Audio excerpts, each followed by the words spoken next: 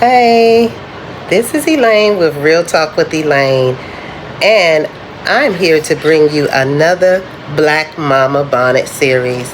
Got a special treat tonight. I have two of my three children, adult children, let me say that. Two of my three adult children who are joining in just briefly with me because I have a question before I go into my series, and I want my children to answer this question. So, I'm going to introduce you. Right here to the right is my middle child, my middle daughter, Briana. You want to wave for the camera? Oh, hey, yeah. And then my youngest child, Brayden. So Briana's 27 and Brayden's 23. Now, I have a question for y'all. Mm-hmm. And that question is, does your mama always listen? No. Could she have answered quicker? I'm older, so I know. So let everybody know what I typically do. If I don't listen, so go ahead. I'm gonna say you typically don't listen. I don't know what to say more than that. I think you hear what you want to hear, and that's it. You do more of you pop in and out of conversations.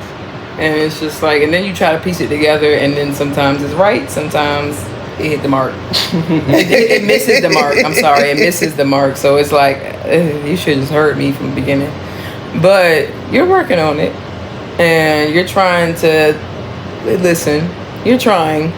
So that's all I have to say. Okay, Brayden.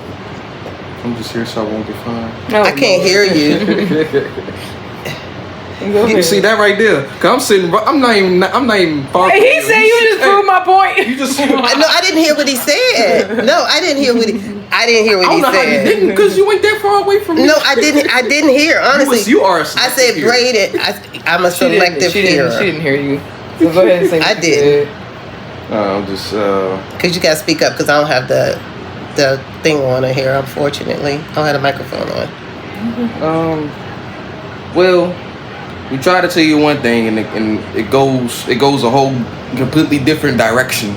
Sometimes. I ain't saying all the time, but yeah, that's the only thing I see. Is it worse as an adult, or was it worse when you all were children? Adults. Children was easy because we could just shut up because we knew we had to live here. So it was that. It was just like, you know what? If she don't listen, we still gotta live here. So we gonna go upstairs and call it a day. But now, because people who don't live in here, which is just me, yeah, no, I have everything to say because I'm like, listen, I have an opinion now, and it matters. And I'm gonna say it. Cause you can't listen. I'm going home after I say it. Cause I can go home, and I'm out. I'm gonna say it, I'm out. And that's not like a disrespectful thing. It's just like, yeah, no, it's just more of just like, now as adults, I feel like having opinions is a problem. Because it just can be, you know, it's just like you went this whole time not, you know, I'd say saying too much, and then finally when you're like, I'm grown, I'm gonna say everything, you might end up saying the wrong things, but you know, it is how you feel. And I think that's just kind of like why it's harder as an adult, because you're actually more entitled to your feelings than a kid. True. So because you you're more in tune with your feelings, and you feel more liberated as an adult. What about you, Brayden? What about you? No comment. No comment. Do you feel that sometimes you're quieter or more withdrawn because you never had a voice, or you never listened to? I've had a voice, but I just choose to not use it sometimes. Okay. All right. It's not working. Okay. All right. Well, today's series is going to be dealing with just this very topic, and I thought it was just important for me to tap into my children and just see how they feel about it. You know, sometimes you never know how your kids really feel about you or how well you are operating in healthy communication, I think, unless you actually sit down and try to talk about it. So you can see I have two very different style of children here. I talk. She talks. He don't. Brayden talks too, though. He does. When he's on those video games, he does. But he's always been pretty quiet, pretty quiet. So, I think. Yeah, no, he's Have you? Oh, okay. Except when he was a baby, he used to cry all the daggone time. That was the only time he was loud. Is she telling your business? Yes, because you used to cry over the stupidest things. I mean, he was a baby. About 23 years ago? 22, 21 years ago. So, I mean, that's... You wouldn't remember, but you did. You was a crier. He said that was a norm. I've heard it all the time, so... who am I to not? Who am I to say I don't believe it? That's true. I can't remember it, so... fill me in on the details. He said, fill him in on the details. Yeah, I hope you don't, being that young. Well, stay tuned for a little bit more of Black Mama Bonnet Series, because you know I'm going to break it down. Be right back. Hey, okay, so we're back. So you got a chance to meet two of my babies, adult babies. And I wanted to come back and try to recap some things from a perspective of why we as parents need to learn how to listen and communicate with our adult children more. So, first of all, I want to just kind of, first, thank you again for joining me. Please like, subscribe, and comment, please, on my videos, because this absolutely takes a lot to do sometimes. And, you know, we as content creators, we just like to hear feedback, and it's really helpful to see if there's something that you are really gleaming from our content. Okay? So, pure and simple. Thank you. I appreciate it. So, I want to kind of talk about the purpose of why I did what I did today. There's been, as I've shared on some of my previous videos, there's been a lot of challenges with trying to adjust to being or moving from the phase of being a minor child's mom to adult children's mom, okay? Or parenting, should I say, because this should probably cover all facets of parenting, whether you're a mother, father, grandparent, whatever, you know, you are parenting now, or you are parenting an adult child. So I just wanted to help us to look at things that would create more healthier and respectful communication patterns amongst these parenting styles. And again, I know I spoke about this before. This is not about blame. You see how I handled the constructive criticism, I think, pretty well with my children and the things that they had to say. And, you know, and it was great just kind of hearing both of their sides on things to an extent. Well, one was pretty vocal. The other one, you see, wasn't as vocal.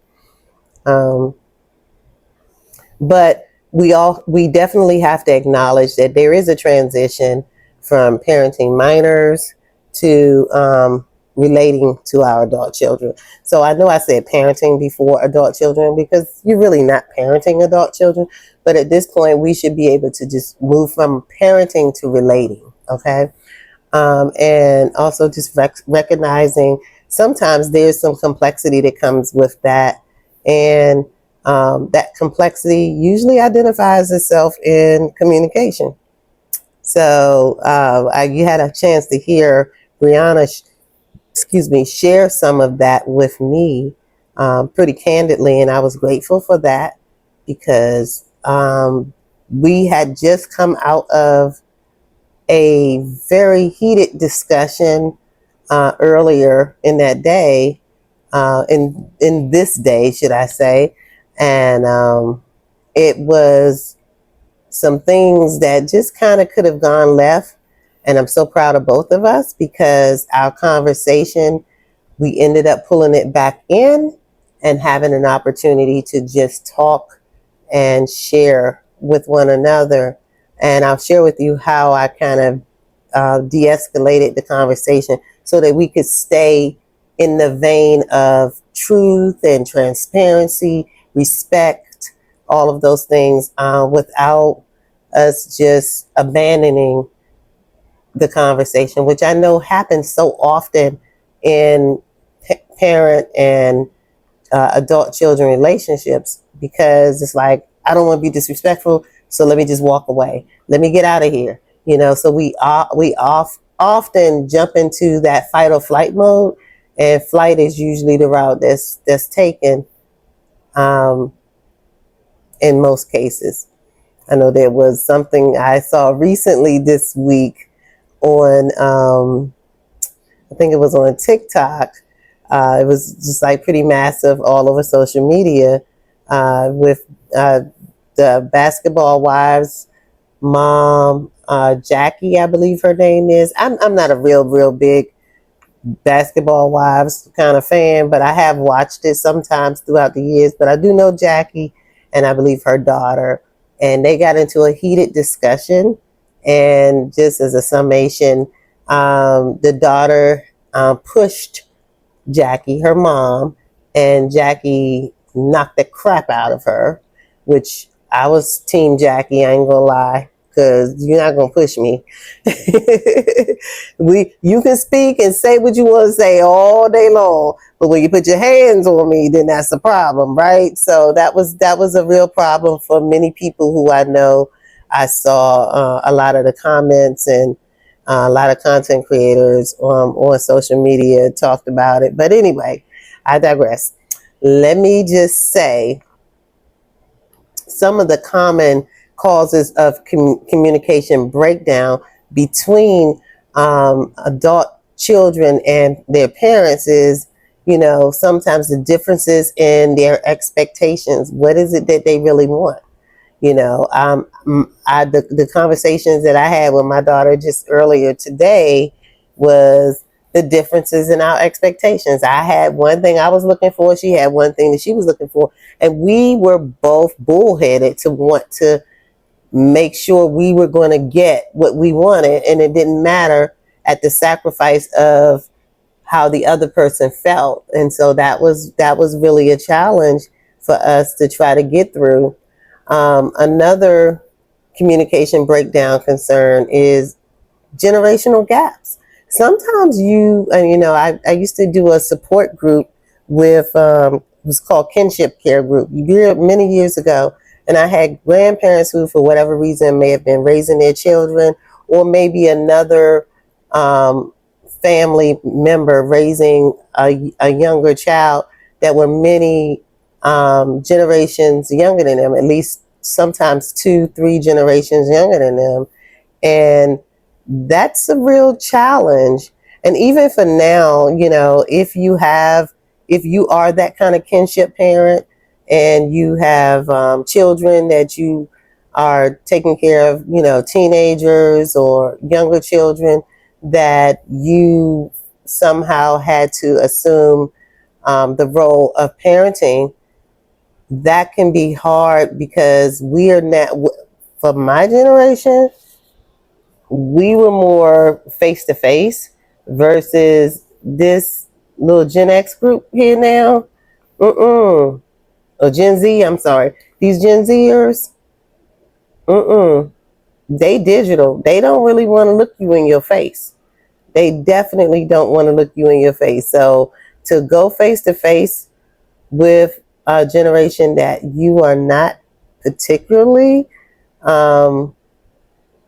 that's not part of your generation, they may absolutely walk away, ignore you, and that is completely disrespectful to us, because we're used to when we were disciplined or we were spoken to or whatever, we used to have to sit there and listen to our parents. So now this generation, they don't do that. They are on their phones. They're doing that. So if you notice that when we were talking, my son Brayden was actually really into his phone. Actually, I had to bump Briana to ask her to bump him, so that because his phone was just going off. He actually started watching the video in the middle of us taping. So that was pretty interesting for me, because I'm like, boy, don't you see us up here doing this? Like, and you want to start a video up on your phone? And it was literally, he was watching it and had the volume up and everything. So that's one of the things. It's like that communication piece is hard when they're just not face to face with us. Okay. And then finally, emotional triggers can derive out of past parent and child dynamics. And so if you have things that have been difficult. So I will say, like for my son, he has shared with me, off camera, obviously, some things that emotionally triggers him about his childhood that I had no clue was even an issue. And that was some of the things that, once he shared it with me, I had to go back and kind of research and myself to determine how much I had done or not done to contribute to his emotional intelligence, honestly, because he just does not engage, and he's extremely withdrawn and very he's an excellent person when it comes to talking to other people. He can bring it up a notch. He's really good. He's in the military, so he does really good work with his career.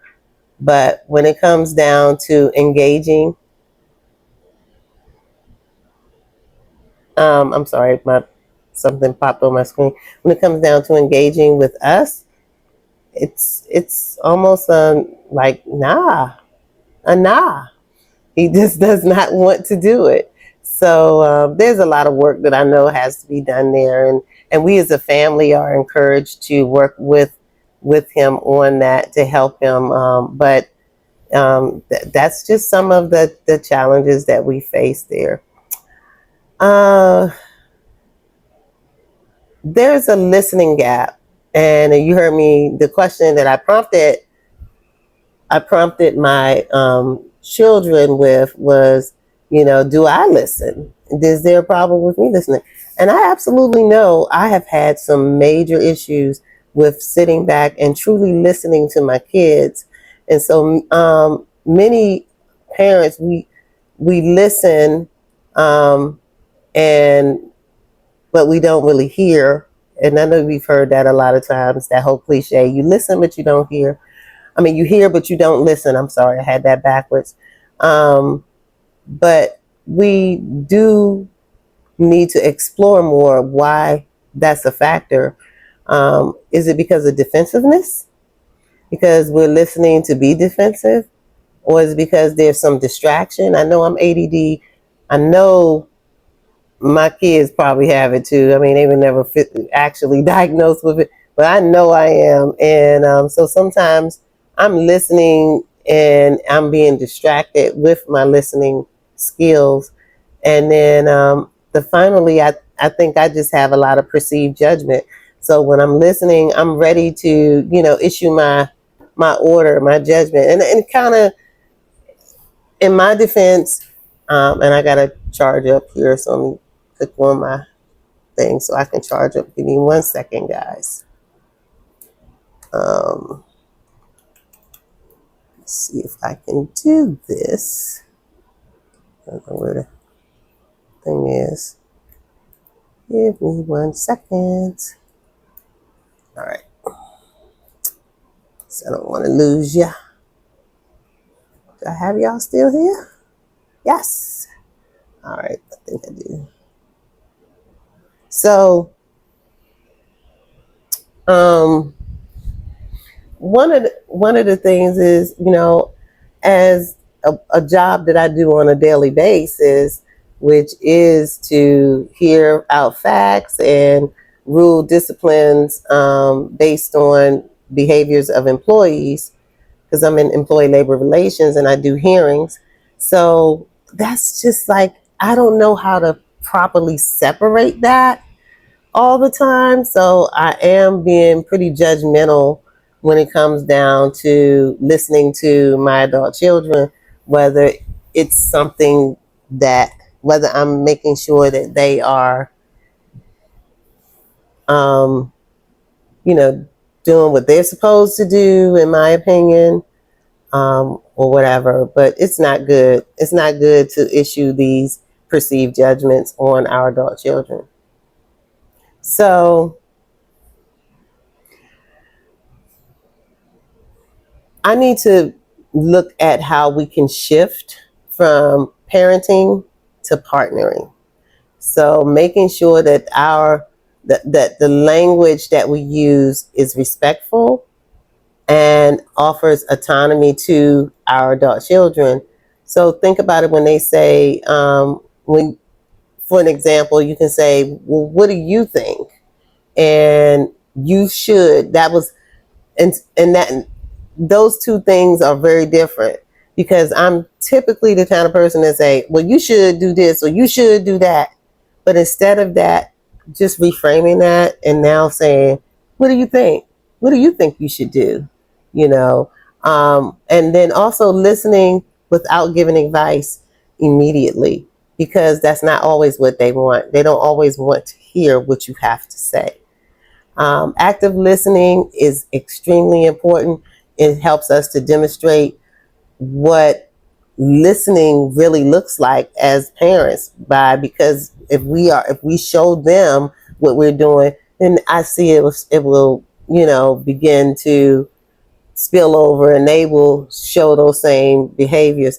That was what happened today, because I chose to demonstrate how I was going to have this effective communication process with my daughter.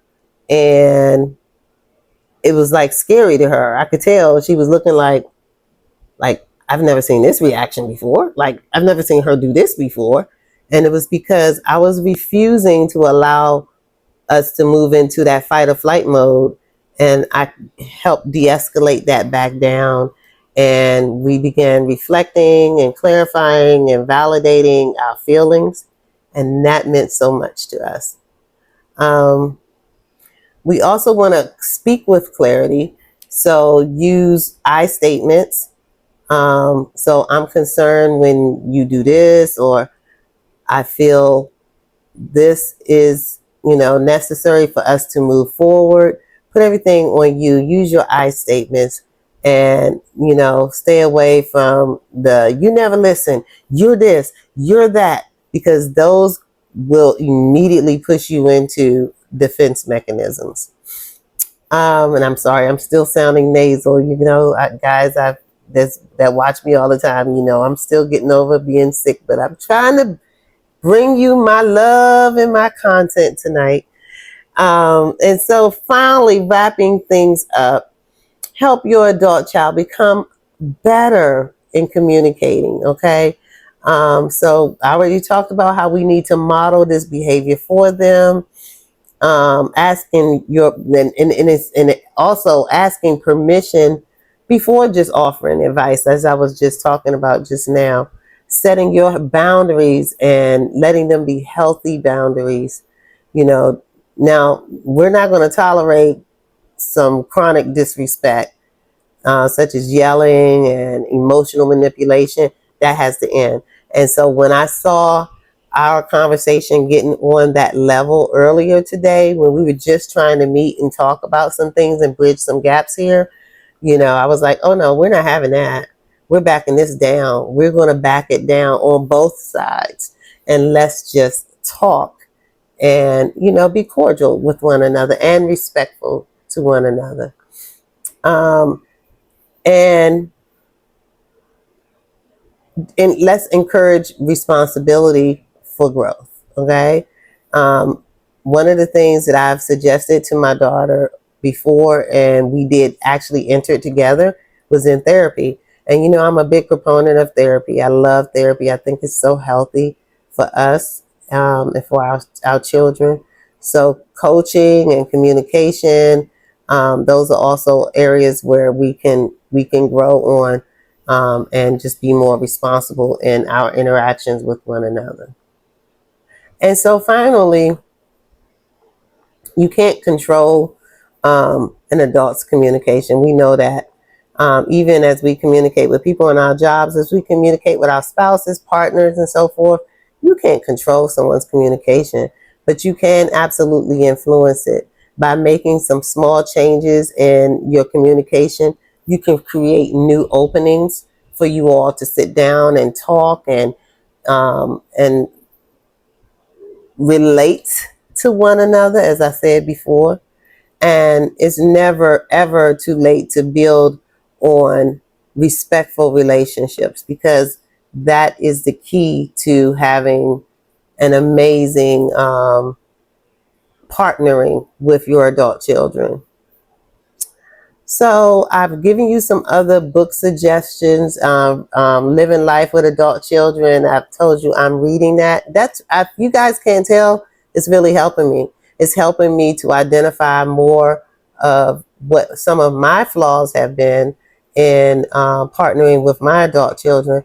And I hope that you will do the same. Jim Burns is the author, so I do want to give that shout out for him.